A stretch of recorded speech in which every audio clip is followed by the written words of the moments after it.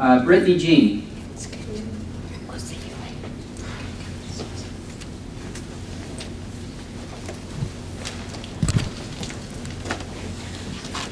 Hi, I'm a former foster youth, and so I thank you. I thank everyone here, because I think for me, when I see how many people care about this issue, that's important to me. It's also important to me that I understand and I know that everybody on both sides of the issue care about youth.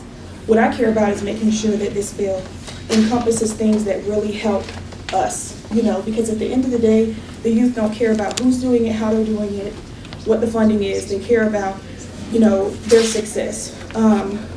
I think there does need to be a lot of reform in the foster care system. I do think that there needs to be a lot more accountability on providers. I also think that there should definitely be more involvement with foster parents and youth. And when I'm looking at these boards, I almost want to see it mandatory that a foster parent or a youth or people who are out engaged in the system on the outside are represented. I can say what worked for me. And what worked for me definitely was community involvement. My foster parent was a minister, and so we were at church and people knew that they were a foster parent. And so what happened with me is, even when I came out of the system, the church did not leave me. The church was a network for me. It was a family system for me. So when I needed to go to college, they raised money to help me go to college. They raised funding, you know what I'm saying? They did that. And I know for them, they wanted to be more involved in the defects process, but felt that they couldn't. So, I do know, I can't speak for every place, I can't speak for every youth, I can't speak for every, place. But I do think that community involvement is the way to go. But I also think that with community involvement, we need to make sure that we realize, just because it's a nonprofit does not mean that we still got to make sure that they're doing outcomes correctly. And that's what I care about, whether Defects is doing it, whether the provider is doing it. I want to make sure that people are being held accountable and that the process is inclusive of not just nonprofits, but foster parents and youth. And I want to see the different groups come together and make this work, because I don't think it's an issue that's going away. I think that even if this bill doesn't pass, I like the conversation, and I want the conversation to continue.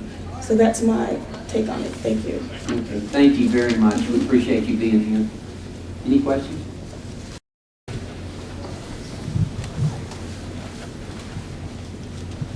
Good afternoon. Good afternoon.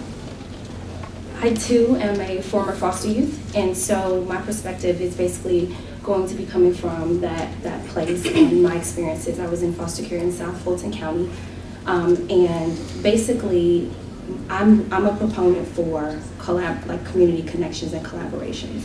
The thing that helped me was, not only was I connected to a foster family, but my foster family connected me to the church. They allowed me to get involved in the community, to find out what resources were specific to my needs, and I got that individual attention, even though I wasn't getting it from the state. From the state I was getting, I had multiple caseworkers. A lot of times I didn't know who my caseworker was, but because I had that foster family who really cared and who really wanted to see me succeed, they were there to kind of buffer that and to help to connect me to the resources that I needed in order to be successful.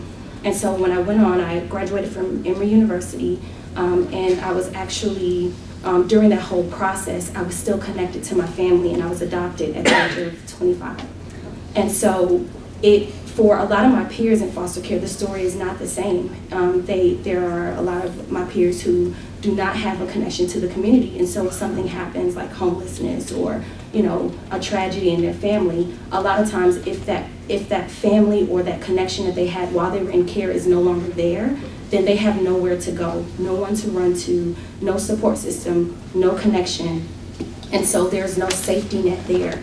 And what I believe young people in foster care need, especially those young people that are aging out that we can't track apparently, what they need more than a safety net. They need a safety trampoline.